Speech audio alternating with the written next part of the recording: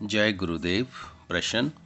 साधन में बैठने पर विभिन्न प्रकार की क्रियाओं का अनुभव होता है, उसमें आनंद बहुत होता है और उठने की इच्छा भी नहीं होती, किंतु फिर भी एक शंका मन में उठा करती है कि इन घृणा, कंप, गाने, चिल्लाने आदि से लाभ क्या है। इसी प्रकार क्रियाएं कब तक होती रहेंगी? क्या इस प्रकार की क्रियाएं करते रहना ही साधन है? गुरु महाराज, क्रियाएं को 3 भाग में बांटा जा सकता है: शारीरिक, मानसिक तथा वाचा संबंधी, और उनसे प्राप्त होने वाला लाभ भी इसी प्रकार पृथक पृथक है। प्रत्येक साधक का वास्तविक उद्देश्य संसारिक भोगों की उपलब्धि नहीं, वरना उनसे विरति है। विद्वानों ने इसे दुखमय ही कहा है। सुख का अंत दुख में होता है और संताप तो स्वयं दुख रूप है ही। चित्त पर जो सुख और दुख के संस्कार रह जाता है, उसकी स्मृति से भी संताप होता है और वही संस्कार बार बार उसी मार्ग पर चलने को बाध्य करता है। इनकी परवशता भी दुख का कारण बन जाती है। दुखों के द्वारा अथवा दुखों के सहत होने वाली सत्व रजतम की वृत्तियों के परस्पर विरोधी होने के कारण ये सभी दुख रूप ही हैं। विवेकी मनुष्य विचार पूर्वक इस बात को समझ लेता है और सुख भी वास्तविक में दुख रूप है ही। अति यदि सुखों की प्राप्ति एवं कामनाओं की पूर्ति के लिए साधन किया जाता है, तो वह आध्यात्मिक न रहकर भौतिक ही हो जाता है। शारीरिक व्याधियों एवं आघात आदि, मानसिक चिंताएं एवं शोक आदि किसको त्रस्त नहीं करते। इसलिए सांख्य कहता है, त्रयताप आदि भौतिक, आदि दैविक, आध्यात्मिक से अत्यंत निवृत्ति ही परम पुरुषार्थ है कि ये फिर लौट कर ना आवे। जबर उपचारों औषो उपचार से उतर जाता है, परंतु हमें ऐसा उपचार चाहिए कि एक बार दुखों की निवृत्ति हो जाने के पश्चात फिर वे ना आवें। योग ऐसे उपचार का दायित्व लेता है। उपचार के 4 अंग होते हैं: निदान, कारण, चिकित्सा और रोग मुक्ति। जन्म, मरण, जरा, व्याधि में ये जीवन एक बड़ा रोग है जिसमें भवरोग कहते हैं। अविद्या इसका कारण है। आत्म साक्षात्कार इसकी चिकित्सा है तथा मुक्ति लाभ रोग मुक्ति है। कुंडलिनी शक्ति जाग कर जो क्रियाएं कराती है, उन्हें उपयुक्त कसौटी पर कस कर देखना चाहिए कि वे साधक के रोगोपचार में कहाँ तक योग देती हैं। पार्थक अनात्म देह में आत्म बुद्धि अविद्या है, जो आत्म साक्षात्कार द्वारा आत्मा के नित्य शुद्ध बुद्ध मुक्त स्वरूप का ज्ञान होने पर ही नष्ट होती है। संसारिक विषय सुखों का सुख मानना ही प्रथम गलती है। उनकी प्राप्ति के माध्यम ये देह कभी जीर्ण शीर्ण ना हो, ये सदा बनी रहे, ये दूसरी इच्छा, दूसरी गलती है। भोगों को जो पदार्थ सुख और नैमित्तिक कारण है, उनकी उपलब्धि और सदा बने रहने की आशा तीसरी गलती है। अविद्या का सबसे मुख्य कारण उसमें आसक्ति है, जिसके अधीन होकर विवश होने पर ही अनादिकाल से उपयुक्त जन्म मरण का चक्कर चला आ रहा है। योग दर्शन का दावा है कि ये आत्म साक्षात्कार करा सकता है, जो चित्त वृत्तियों के निरोध द्वारा संभव है। कुंडलिनी जागकर क्रिया योग का आरंभ करती है। देखना यह है कि क्रियाएं वृत्तियों के निरोधारण क्या करती है, जो कि उन्हें योग का अंग माना जाए।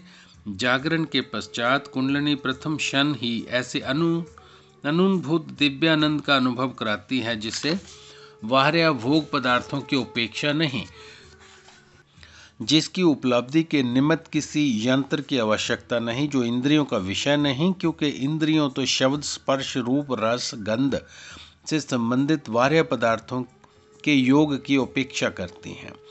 इन सब के विपरीत वहाँ तो आनंद का प्रवाह अंतर से ही उमड़ता है।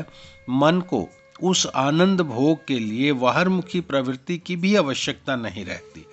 तभी तो कोई बाह्य कारण ना रहते हुए भी साधक की साधन से उठने की इच्छा नहीं होती।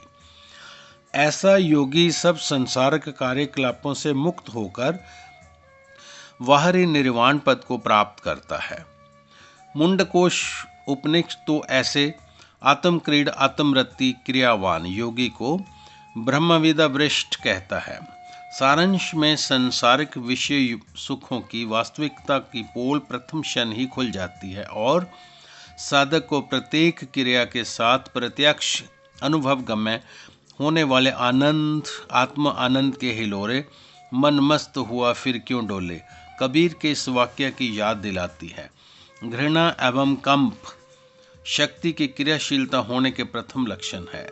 जैसे मोटर कार में डायनमो के संचालित होते ही गाड़ी कंपित हो उठती है, गाने चिल्लाने की क्रियाएं शक्ति की ज्ञानमयी होने का प्रमाण है। शक्ति स्वयं क्रियाएं करती है, गाना गाती है, हंसती है, रोती है, आपदाओं से साधक की रक्षा करती है, गुरु बनकर उपदेश देती है और ज्ञान की ओर साधक को उन्मुख कराती है। ये सब उसकी सर्वशक्तिमता एवं सर्वज्ञता का द्योतक है। अपने अंतर में शक्ति का अनेक प्रकार का प्रादुर्भाव शक्तिपात का ही साक्षात्कार करता है, क्योंकि ईश्वर का साक्षात्कार उसकी शक्ति भी अभिव्यक्ति के द्वारा ही होना संभव है। इन प्रक्रियाओं के अवधि शक्ति की परिचय अवस्था तक है। क्रियाओं का रूप स्थूल से सूक्ष्म, सूक्ष्मतर, सूक्ष्मतम बदलता रहता है। आत्म स्थिति की भूमिका पर मन निर्विषय रहने लगता है और मन की स्थिरता के साथ ही वह क्रियाएं भी सतगत हो जाती हैं। उनका कार्य समाप्त होने पर उनकी आवश्यकता नहीं रहती। क्रियाएं साधक नहीं करता जब तक ऐसी और जो क्रियाएं आवश्यक होती हैं स्वयं होती हैं, अथवा यूँ कहे कि साधक के प्रयास बिना शक्ति स्वयं कराती है।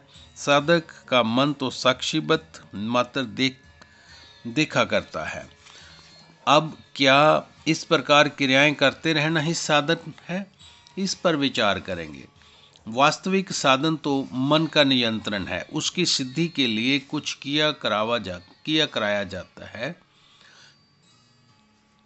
वह सभी साधन का अंग होने से साधन ही कहलाता है। युक्त आहार, युक्त विहार, युक्त सोना जागना सब साधन कहे जाते हैं। वास्तविकता तो ये है, जो व्यवहार परमार्थ की सिद्धि में सहायक होता है वही साधन का अंग बन जाता है, और जो व्यवहार परमार्थ सिद्धि में बाधक होता है वही विघ्न रूप हो जाता है। साधन कर्म अथवा साधक की साधन यात्रा की समाप्ति जीवन मुक्ति की अवस्था है। इस अवस्था में साधक समझने लगता है कि जो करना था कर लिया, अब और कुछ करना शेष नहीं रहा। जो पाना था पा लिया, इच्छाएं समाप्त हुई और अखंड अभ्यंतर दृष्टि उदय हुई।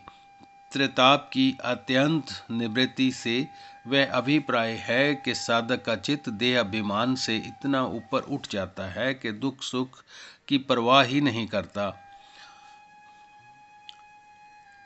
शक्ति स्वेत साधन कराती है। साधकों को ऐसी ऐसी क्रियाएं होती हैं, यदि वे उन्हें करना चाहे तो नहीं कर सकते।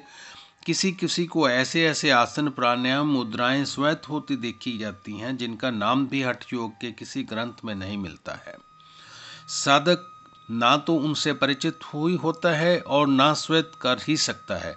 सरगम के स्वर साधन से सर्वथा अपरिचित साधक भी शक्ति के आवेश में शास्त्रीय पक्की राग रागनियों को गाता और नाचता है। इसीलिए ये साधन शक्ति उपाय कहलाता है। साधक का कर्तव्य अभिमान टूट जाता है, संसारिक प्रपंचों से उपरंत हो जाता है। काम क्रोध के बेग शिथिल होते होते क्षीण हो जाते हैं एवं किसी का भय उसके मन को नहीं गिराता। प्राय सभी साधकों का ये भी अनुभव है कि क्रियाओं का वेग के पश्चात कुछ समय के लिए चित्त की लय अवस्था अर्थात समाधि स्वयं आ जाती है और स्वयं चली जाती है। इस कर्म से समय पाकर मन संकल्प विकल्प रहने लगता है विषयों से उपरांत दुखों को सहन करने की शक्ति, मन का संयम, इंद्रियों का दमन, काम क्रोध आदि पर जय, अभय चित्त की समाहित अवस्था और फिर आत्मदर्शन, ये सभी शक्ति जागने के नैसर्गिक परिणाम है। कुंडलिनी शक्ति के जागने पर साधक में जिस साधन का स्वयं प्रादुर्भाव होता है उसे सिद्ध योग या महायोग कहा गया है। सिद्ध योग कहना इसलिए यथार्थ है कि सब साधन सिद्धवत स्वयं होता है, साधक को कुछ भी नहीं करना पड़ता। महायोग इसलिए कहा गया है कि इसमें मंत्र योग, हठ योग, लय योग और राजयोग चारों का समावेश है। साधक की भावना के अनुसार शक्ति अनेक मंत्रों तथा भगवत नाम राम कृष्ण हरि हर शिव माँ भगवती प्रभुति का जप कराती है। भक्ति के आवेश में साधक नाचने लगता है, कभी रोता है, कभी हंसता है और कभी पागल के सदृश चेष्टाएं करने लगता है। साधक जब ये अनुभव करता है कि कुंडलिनी भगवती उसके अंतर में प्रकट होकर सब कुछ स्वयं करा रही है, तो उसमें श्रद्धा, प्रेम और शरणागति के भाव जागते हैं। कृत्याभिमान नष्ट होने लगता है और वह निश्चिंत रहने लगता है। कभी कभी उसका मन कुछ समय या क्षणों के लिए भाव समाधि अथवा लय समाधि में विलीन हो जाता है। कोई कोई साधक अनेक प्रकार के आसन, प्राणायाम, मुद्राएं करते हैं। परिणाम स्वरूप स्थित प्रज्ञा रूपी राजयोग का अनुभव करते हैं तथा उसमें उन्मयी अवस्था प्रकट होने लगती है। इन क्रियाओं से क्या लाभ? ये क्या कोई साधन है?